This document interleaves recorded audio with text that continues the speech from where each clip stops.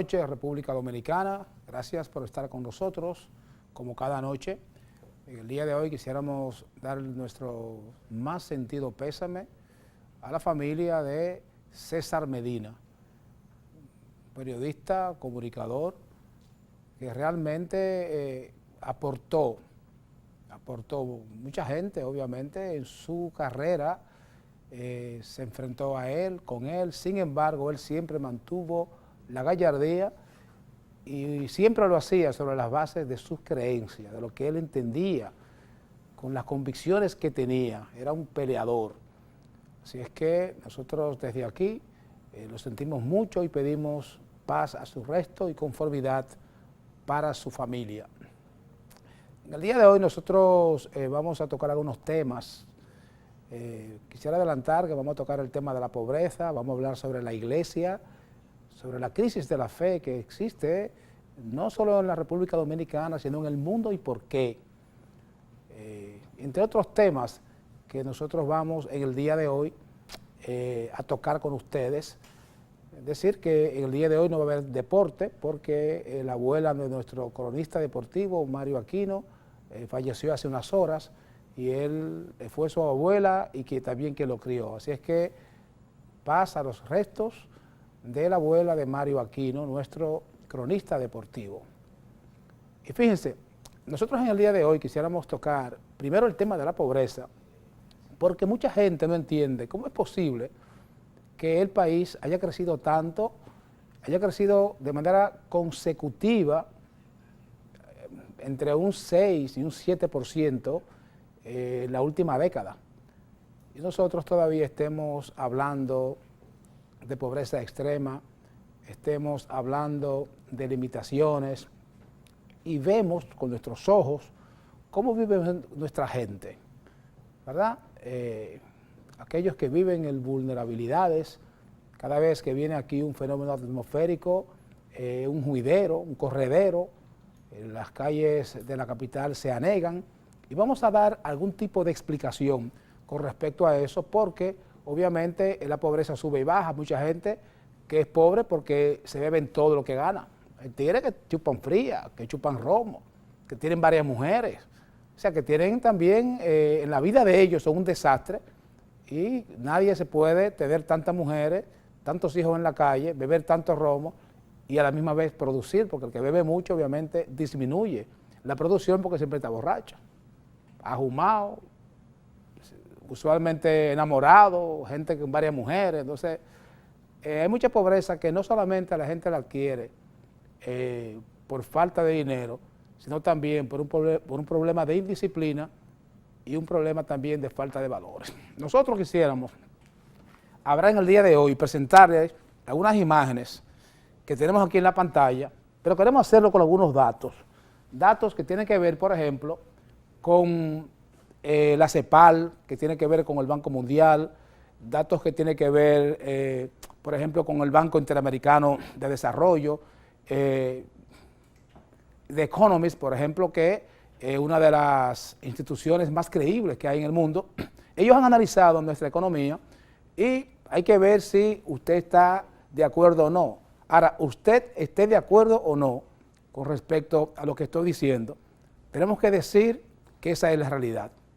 A veces la gente lo maquilla en términos políticos, hay personas que no quieren saber lo que está ocurriendo en el país y nosotros se lo vamos a explicar. Miren, antes de Hipólito Mejía llegar al poder en el año 2000, la pobreza se colocaba supuestamente entre un 34 y un 36%.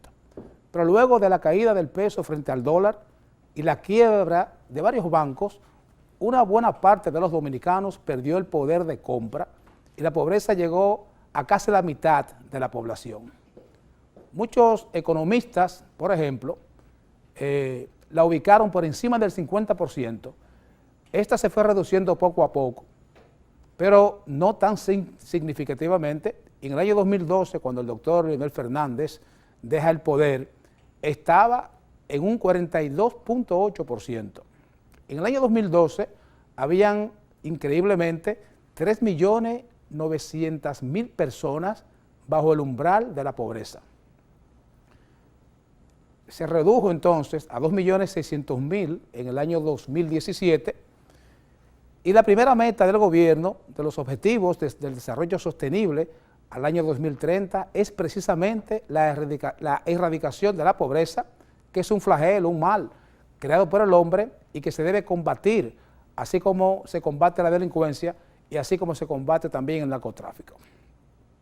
Ustedes se preguntarán que desde dónde sacan los economistas o la CEPAL o el PNUD estos datos. Bueno, trataré de explicarlo lo mejor que pueda.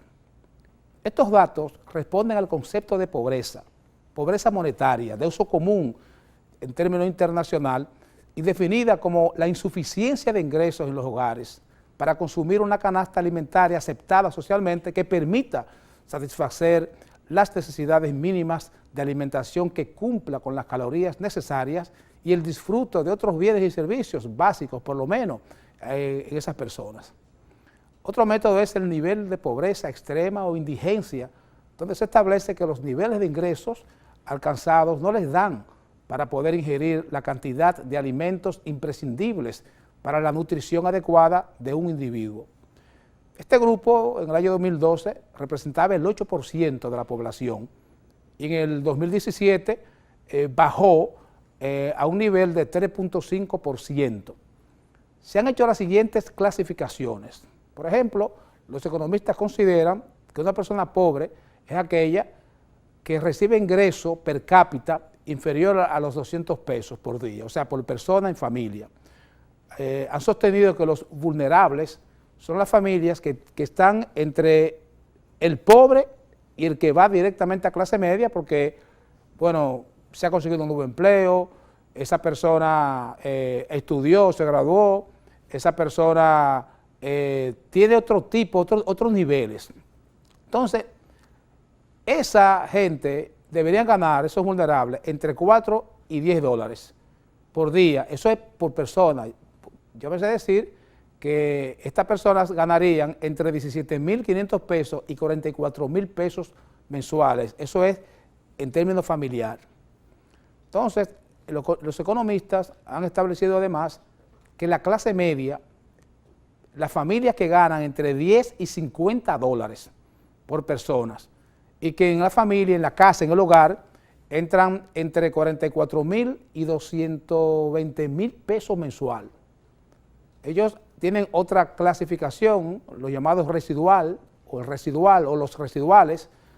Todo hogar con ingresos por personas de más de 50 dólares diarios, o sea que las familias ganen por encima de los 240.000 pesos mensuales, entonces esa persona ya obviamente no es pobre, está por encima de la pobreza, por encima de la clase media.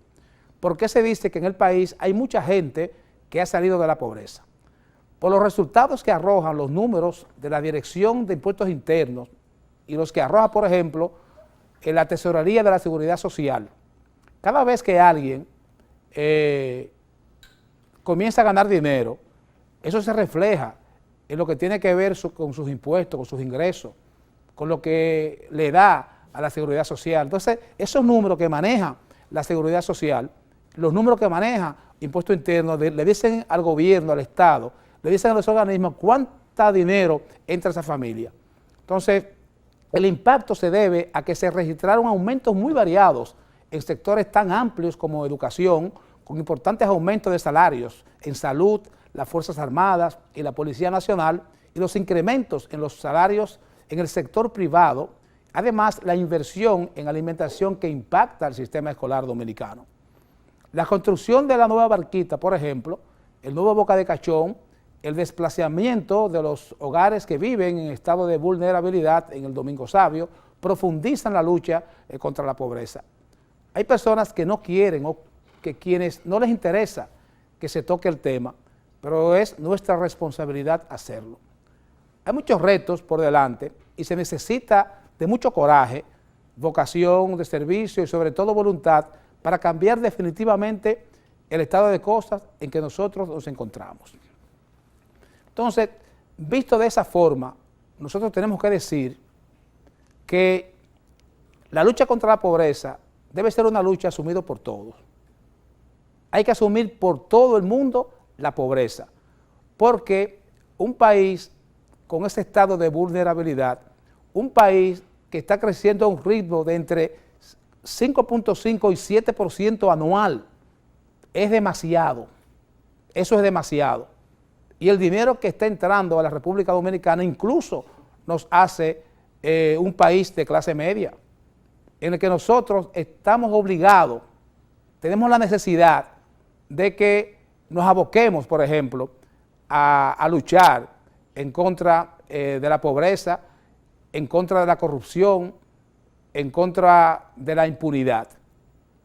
Ahora bien, ¿están las autoridades trabajando en contra de la pobreza? La gente lo está sintiendo, se está notando.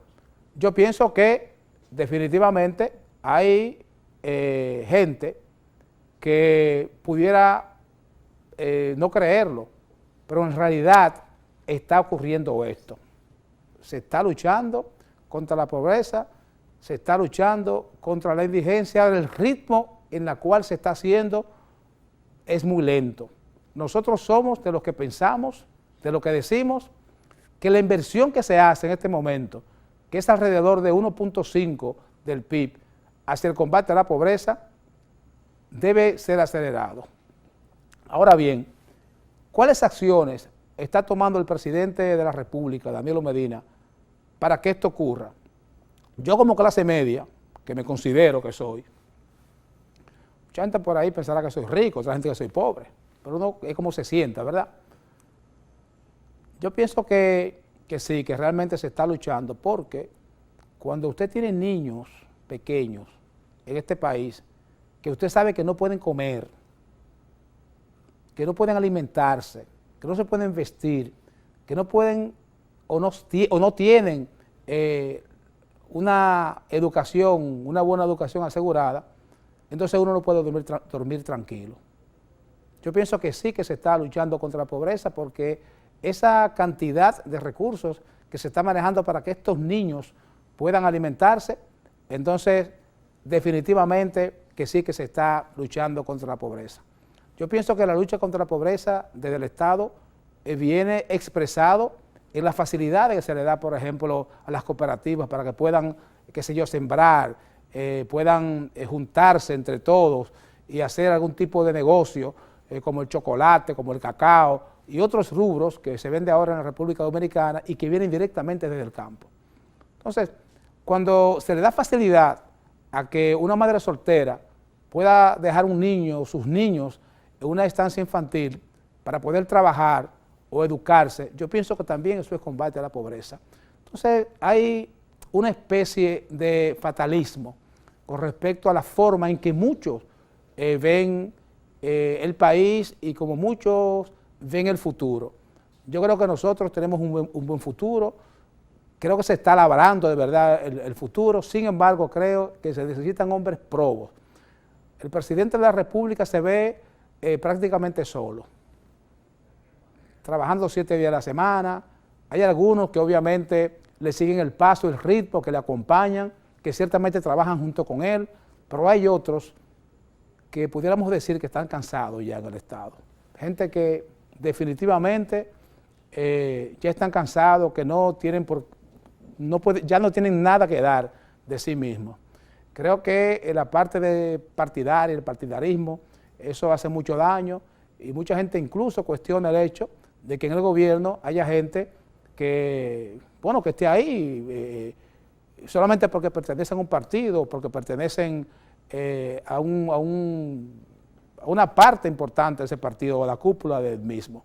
Y creo que esta realidad que nosotros estamos viendo en el día de hoy, esta realidad que yo le estoy presentando de la pobreza, tiene que mover, tiene que llevar a que se endurezca realmente la lucha contra la corrupción y contra la impunidad. Yo estoy seguro que estos gobiernos que han pasado, que han sido indolentes totalmente y han provocado todo esto, esta situación que estamos aquí, y esto está en pantalla, pero usted, si vive en Santiago, solamente tiene que ir a Cienfuegos.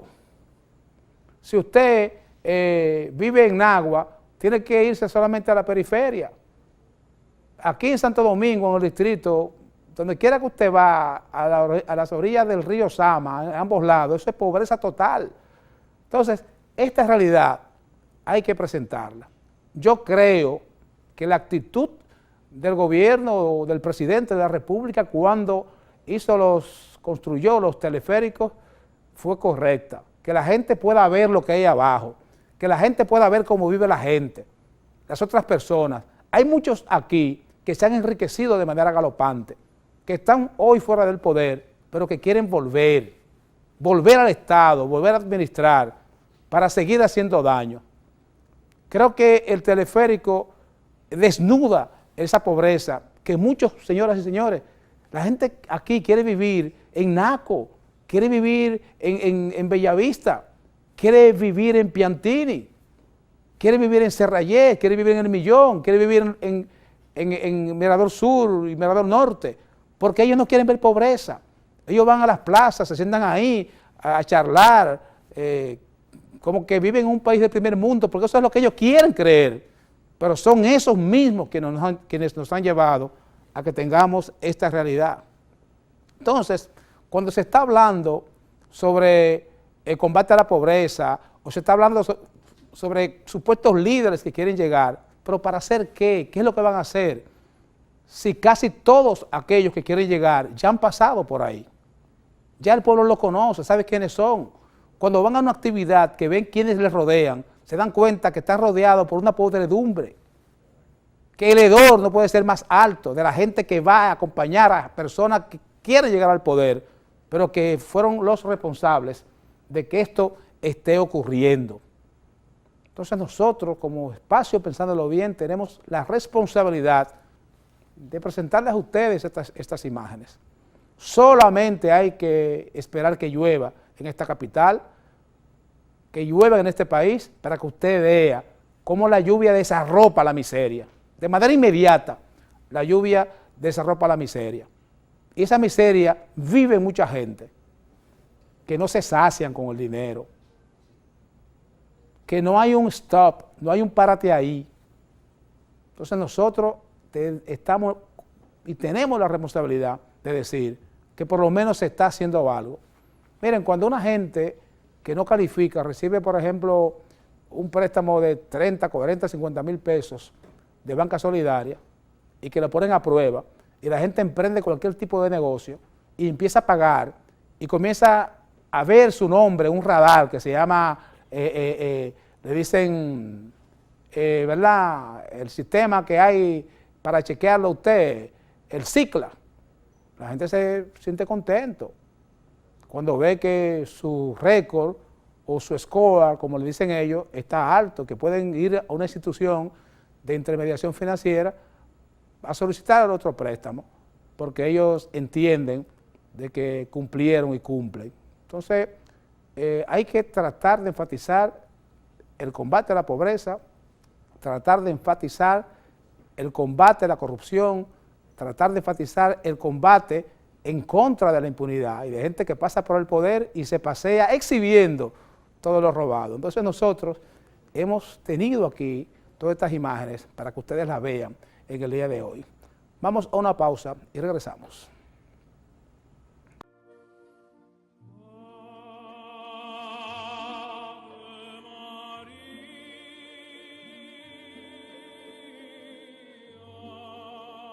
Continuamos con este espacio, Pensándolo Bien, y ahora le toca el turno a la iglesia. Señores, la semana pasada tuvimos la información de que 2 sacerdotes estaban en su vehículo en plena vía pública en Miami, desnudos entre ellos, haciendo el amor. 2 curas. La policía lo atrapó y cuando fueron identificados debidamente, resultaron que eran 2 sacerdotes. Bueno, por lo menos eran 2 adultos y eran 2 sacerdotes. En el día de hoy, en primera plana, en uno de los periódicos principales de la República Dominicana, sale la información de que la parroquia de Brooklyn acaba de entregar en el día de hoy $27.5 millones a 4 víctimas de abuso sexual por sacerdotes de la iglesia de Brooklyn. La parroquia, por ejemplo, la catedral, la diócesis, la arquidiócesis de Boston, prácticamente quiebra por los cientos de millones de dólares que ha tenido que dar a familias que han probado y demostrado que tanto sus curas como obispos han estado envueltos en abusos a menores. Entonces, la República Dominicana no escapa a eso. Miren, en Chile, por ejemplo, en Chile fue el mayor desastre que ha habido en el continente, fue en Chile. En Chile prácticamente los abusos arroparon toda la iglesia y ellos han tenido que hacer un tipo de mea culpa y empezar también a resarcir económicamente a las víctimas y a sus familias. Pero ¿escapa eso a la República Dominicana? ¿Escapa? ¿Escapa eso? Claro que no. No escapa a la República Dominicana a eso. Aquí hemos tenido casos que han sido sonoros, casos muy conocidos. Entonces, vamos a empezar por la parroquia Santa Cecilia, en Villamella, donde aquí en Santo Domingo, donde obviamente un menor resultó muerto, asesinado. Y se hizo porque precisamente un sacerdote, ¿verdad?, violó y asesinó a un menor de edad, Fernelis Carrión, de 16 años, cuyo presunto autor es Elvin Taveras, un prelado de nuestra Santa Iglesia Católica.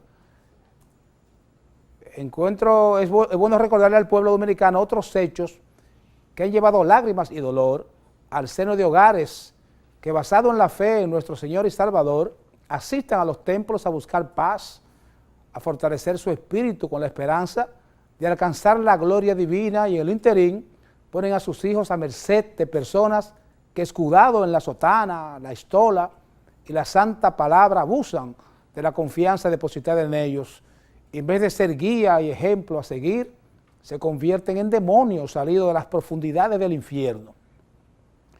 En el año 2005, 8 niñas y un niño fueron violados en el hogar La Ciudad de los Niños de San Francisco Javier de San Rafael del Yuna, en Higüey. Los sacerdotes Cirilo Antonio Núñez y Ramón Antonio Betances quedaron libres. En julio del año 2009, el sacerdote Domingo Espinal fue condenado a 15 años y duró 9 años esa persona, así es que es increíble lo que ha pasado aquí. Vamos a seguir. La mayoría de las veces en que dentro de alguna comunidad, ya sea religiosa o diocesana, se detecta a un homosexual, pederasta, se opta por el silencio colectivo, y cuando las cosas se agravan, o sea que la gente empieza a hablar, ya sea mediante la confesión o de manera directa, el modo operandi de la iglesia es trasladarlo a otra comunidad si es diocesano y a otro país si la persona es religiosa. Así es. Es bueno que nosotros por aquí pongamos algunas cosas claras. Por ejemplo, en el caso que nos ocupa, el caso, por ejemplo, del padre Gil, ustedes conocen todo lo que ocurrió en Juncalito. Ustedes conocen lo que ocurrió, por ejemplo, con Wosolowski, que era una persona, un oficial importante de la iglesia. Ustedes conocen lo que ocurrió con el padre Príamo Tejada, que era el obispo de la diócesis de Baní y San Cristóbal, que trajo un cubano y lo secuestró, lo violó repetidas veces y fue sacado de la iglesia. Sin embargo, a pesar de todo esto, nosotros tenemos que decir, sin temor a equivocarnos, que el país no debe perder la fe. Nosotros tenemos que estar agarrados de la fe, agarrados de la iglesia, y le decimos todos estos casos simplemente para que ustedes puedan tener cuidado con sus hijos, con su familia. Hay gente, la mayoría de sacerdotes, de aquellos que están en la iglesia, lo hacen por vocación, porque tienen un deseo de servir, pero hay un grupo ahí que van a aprovecharse, y obviamente ese es el resultado de todo lo que nosotros estamos viendo. Hay una información que yo quiero dar y que quisiera que la gente sepa de dónde la iglesia saca el dinero, los cuartos para pagar. ¿Ustedes se han preguntado eso? La parroquia de Brooklyn acaba de dar 27.5 millones de dólares a 4 personas que han resultado ser víctimas, ¿verdad?, de abuso sexual. Y usted se pregunta, ¿de dónde saca la iglesia tanto dinero si cada vez que hay un juicio que es condenada hay que pagar mucho, mucho, mucho en dólares? En este país no sé las veces que la iglesia se ha transado para darle a la familia y se queden callados. Aquí no hay tantas historias de que la iglesia sea condenada en los tribunales, porque hay como un miedo a ese poder que es la iglesia. Pero, señores, hay que decirlo todo. Hay que decirlo todo. En ese sentido, yo quiero decirle a ustedes de dónde la iglesia saca el dinero. Voy a revelar aquí informaciones internas de la iglesia que poca gente la tiene. Miren, hay una diferencia entre un sacerdote religioso y un sacerdote diocesano. Ustedes en sus casas dirán, pero son todos sacerdotes, es lo mismo. ¿Cómo que hay diferencia? Sí hay diferencia. La diferencia estriba en lo siguiente. El sacerdote diocesano es aquel que sirve bajo un obispado. El obispo es su jefe. Entonces se mueve en esa diócesis, la del obispo. Por eso en este país tenemos la diócesis de San Juan, que comprende Azua, San Juan y Elías Piña. Tenemos la diócesis de San Cristóbal Baní, que comprende ambas provincias, ahora Ocoa.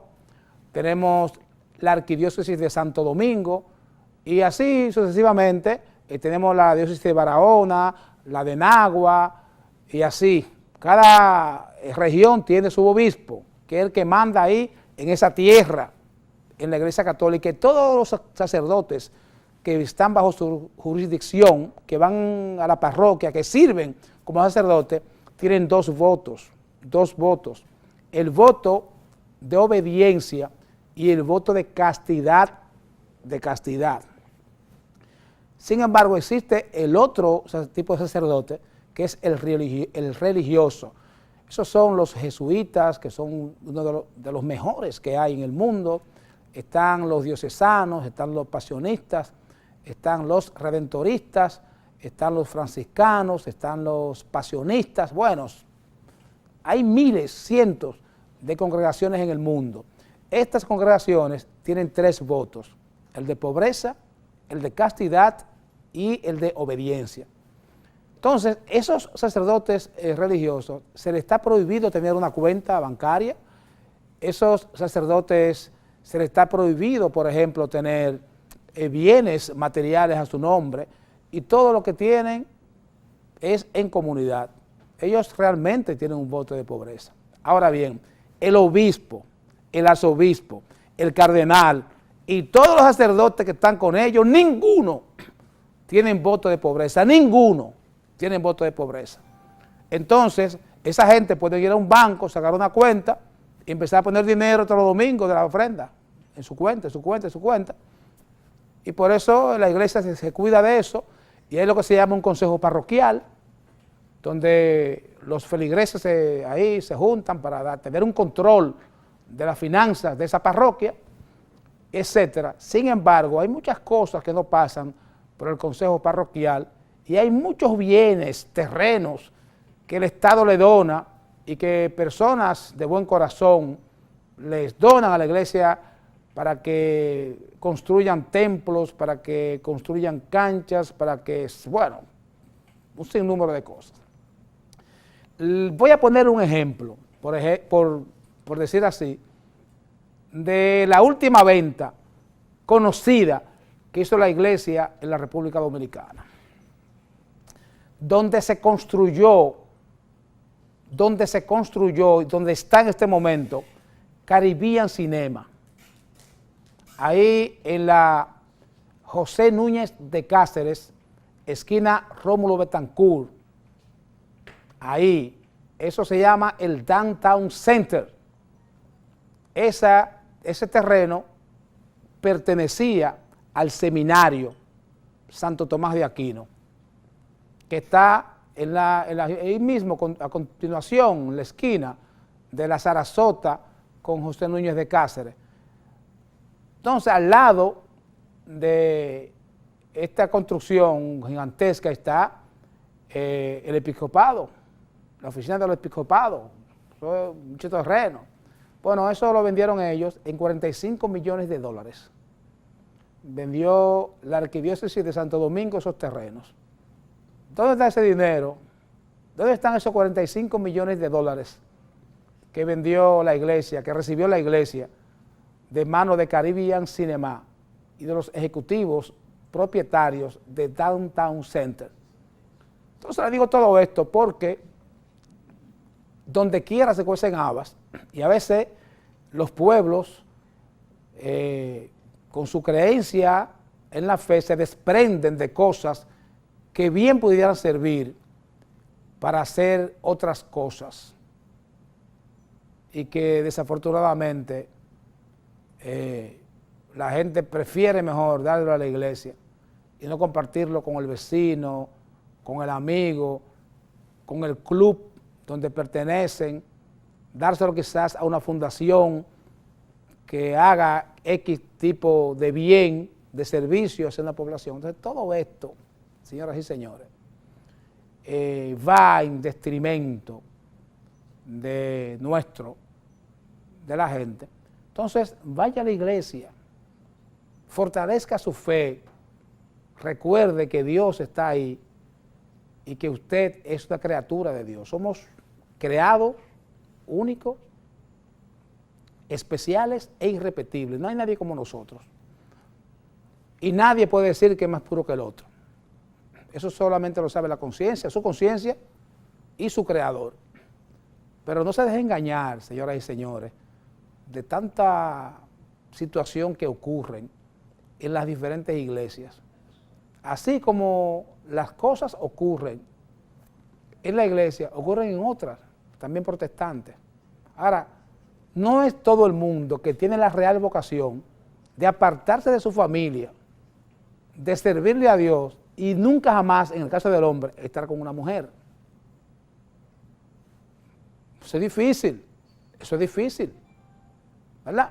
Entonces, hay la cultura de que cuando hay un problema en la parroquia, o hay un cura que ha embarazado a una muchacha o que ha violado a un niño, usualmente la gente se queda callada y eso no se ventila.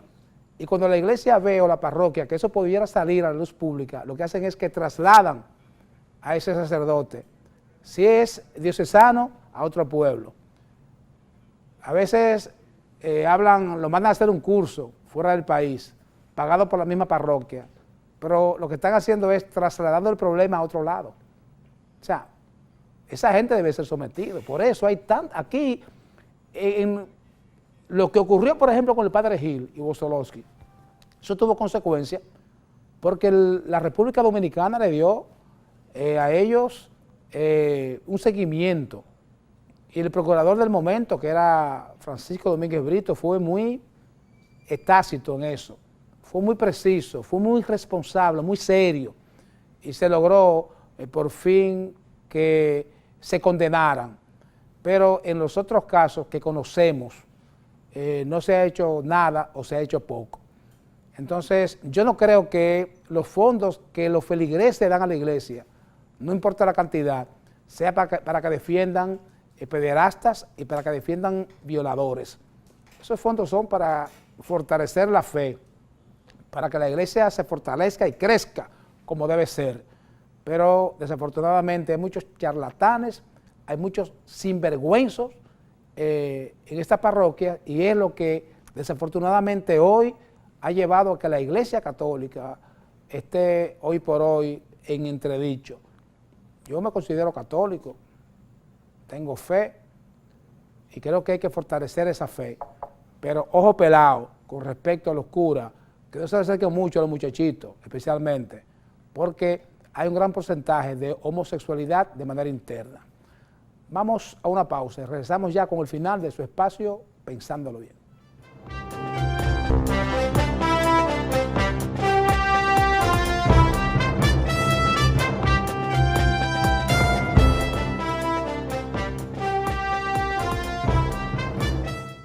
Continuamos con este programa, nosotros siempre agradecidos por su sintonía. Nosotros ahora quisiéramos hablar sobre un tema intermitente. Pienso que este es el tema más intermitente que tiene este país, porque el procurador hace una rueda de prensa, habla del tema, la gente lo comenta, luego, perdón, luego se pierde en el espacio el tema. Pero señores, ¿qué ha ocurrido con los tucanos? El Procurador General de la República anunció que se había llegado a un acuerdo con respecto a la empresa Embraer, en el sentido de que la empresa iba a pagar $7 millones y que a cambio, además, la empresa iba a decir, a informar cuáles fueron las personas que se beneficiaron de la compra de los tucanos. Nosotros entendíamos, porque eso tiene un plazo, que ese plazo iba a ser que ya había pasado ya. Ahora, el plazo ha pasado y nadie ha visto, ni ha dicho, ni se ha dicho quiénes fueron las personas que cogieron los cuartos de los tucanos. Si fueron generales, si fueron políticos, si fueron... ¿Quién fue? Si fueron legisladores. ¿Quién tiene los cuartos de los tucanos? La sociedad, señoras y señores, quiere saber dónde está Jean Alain, el dinero de los tucanos. Por favor, alguien en la Procuraduría que diga quiénes fueron quienes cogieron estos chelitos y que engañaron a este país, un país que ustedes vieron la primera parte del programa, todo lo que nosotros presentamos con respecto a la pobreza extrema, lo que tiene que ver, ¿verdad?, con indigencia, personas en este país sin preparación alguna, que ganan menos de 200 pesos por día y con eso tienen que vivir, que no le da para alimentarse. Entonces ese dinero pudo haber servido para esos 90 millones que se dio de los tucanos, pudo haber servido para educar a esa gente, construir escuelas. Entonces quería dejarlo ahí con respecto a los tucanos. Ya para finalizar el programa, quiero hablar sobre el Intran. Señora, el Intran, esa superestructura que Danilo creó, se pensó en principio que iba a resolver todos los problemas del tránsito. Sin embargo, se han agravado. Y aquí hay un paquete de vehículos, patanas, camiones, que andan con las gomas que parecen tubos, totalmente lisas, que no cogen nada, un peligro. Entonces, no es posible que las autoridades de la Autoridad Metropolitana del Transporte, la AMET, se empeñen en estar fijándose si una gente tiene una luz LED para quitársela y andan unos vehículos todos estartalados que no tienen la más mínima condición para transitar en las avenidas de este país, que ponen en peligro la vida de quienes están dentro del vehículo y la vida de aquellos que desafortunadamente se encuentran con estos individuos. Pero sabiendo ellos el tipo de vehículo que conducen, el tipo de llantas, de neumáticos que poseen, sin la seguridad, ustedes lo ven a una velocidad endemoniada, manejando de manera temeraria. Yo creo que llegó el momento ya en que si eso va, si por fin sirve de algo la Intran, por lo menos que comiencen a chequear estos vehículos que andan en la vía pública sin los neumáticos. Además, esos sitios, esas compañías que venden gomas usadas, tienen las autoridades que chequear las que están vendiendo, a ver si califican.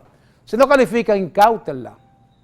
Ustedes la incautan. Cuando hay un colmado que pone música alta, ustedes van y le quitan la bocina.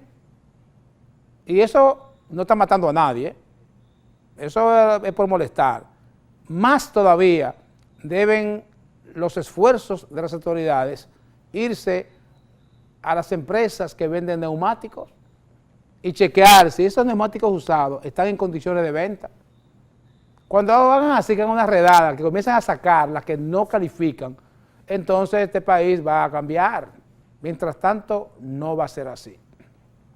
Señores, ha sido todo por hoy. Nosotros, de nuestra parte, damos las gracias a todos ustedes por su sintonía, esperando que mañana a esta misma hora estén otra vez con nosotros. Pasen todos feliz resto de la noche.